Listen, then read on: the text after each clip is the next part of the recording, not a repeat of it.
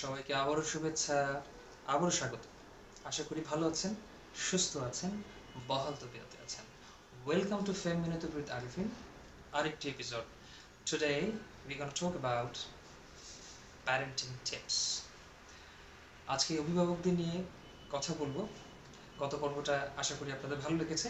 যদি যারা মিস করেছেন অবশ্যই তারা ফেসবুক অথবা ইউটিউবে রেকর্ডেড ভার্সনটা অবশ্যই দেখে নেবেন। এবং এর পরেও যদি কোনো প্রশ্ন থেকে থাকে আমি তো আছেই আপনাদের প্রশ্নের উত্তর দেওয়ার জন্য। আবারও স্বাগতম। আজকে যে বিষয়টা নিয়ে কথা বলবো একটা রিয়েল লাইফ ইনসিডেন্ট নিয়ে কথা বলবো।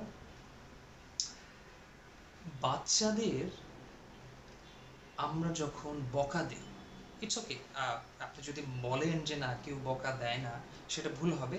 Few number of parents they deal with the situation pretty soft, but most of the parents খুব রিয়াক্টিভ থাকে।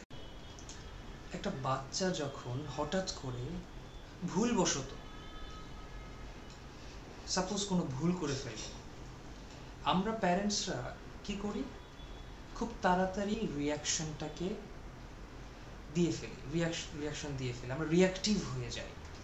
তখন হয় কি, একটা বাচ্চার ভিতরে কিন্তু একটা ভয় তৈরি হয়, যে ভয়টার কারণে ও কিন্তু পরবর্তীতে ওর ডিফেন্সে যে ওর যে কথাগুলো বলবে সে আসলে করেছে কি করেনি সেটা কিন্তু বলার সুযোগ পায় না। সে কিন্তু অলরেডি ধরেই নেয় যে আমি ভুল করেছি, আমাকে আম্মু এখন মাইর দেবে, মারবে, বকা দেবে।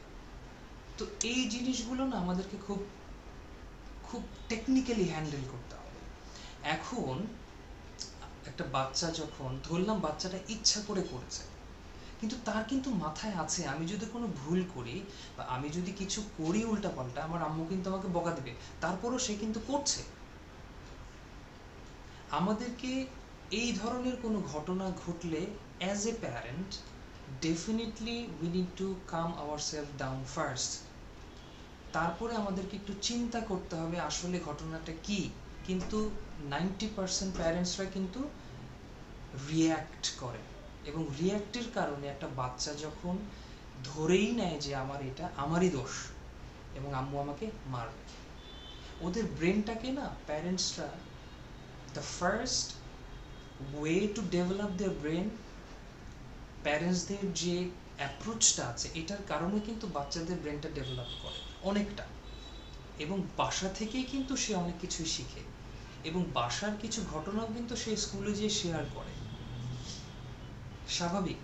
তো আপনি যখন একটা বাসাতে এনভায়রনমেন্ট ক্রিয়েট করবেন, একটা বাচ্চা যখন আপনি ও ভুল করুক আর না করুক আপনি সাথে সাথে রিয়াকশন দিচ্ছেন, তখনই কিন্তু বাচ্চাটার মধ্যে ভরসার যে পাত্রটা থাকে, আপনি যে ভরসার যে জায়গাটা, সেটা কিন্তু আস্তে আস্তে কমে যায়। যেটা আমি এটাকে এক্সপ্লেইন করব আমার প্যারেন্টসকে, যে এই কারণে সমস্যাটা হয়েছে, বা এটার কারণে আমি ফেস করছি, বা হঠাৎ করে আমার পায়ে লেগে জিনিসটা পড়ে গেছে, বা হঠাৎ করে আমার কারণে, বা আমি ইচ্ছা করেই করেছি, বাট এক্সপ্লেইন করার সুযোগটা না দিয়ে আমরা কিন্তু খুব তাড়াতাড়ি ন্যানো সেকেন্ডে আমরা গিয়ে রিয়াকশন দিয়ে ফেলি।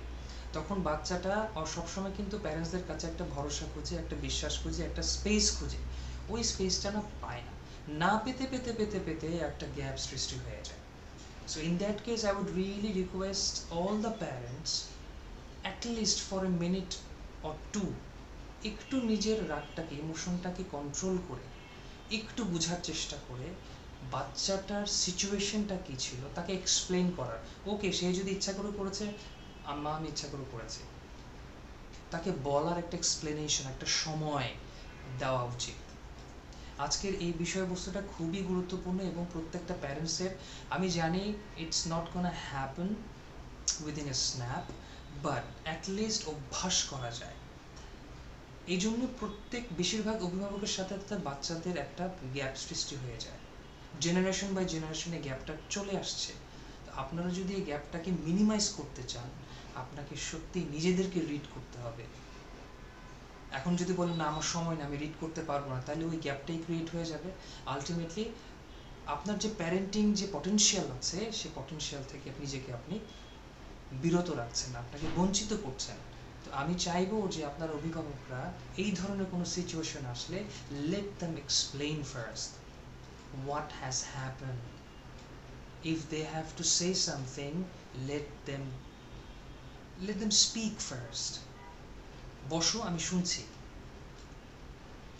আগেই যদি আপনারা রিয়াকশন দিয়ে ফেলেন তাহলে বাচ্চাদের মধ্যে একটা ভীতি সৃষ্টি হয়।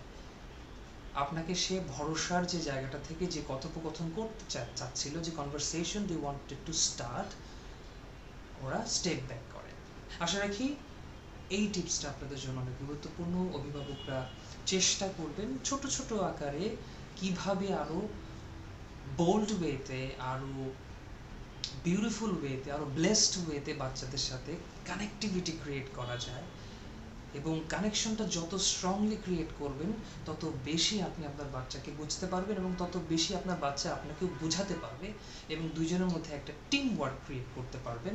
তাহলে সামনের দিকে যে কোনো ধরনের শেয়ারিং কেয়ারিং ইজি হবে। আবারও ফেম মিলত উইথ আরিফিনের একটি এপিসোড দেখার আমন্ত্রণ রইল। রেকর্ডেড ভার্সন আছে, ফেসবুকে ভিডিওগুলো যাচ্ছে। আপনারা আমাদের সাথে আছেন, ছিলেন, থাকবেন। আপনাদের জন্যই মিন্স কোলান, এবং মিন্স কোলানের সাথে থাকার জন্য আপনাদেরকে অনেক অনেক ধন্যবাদ।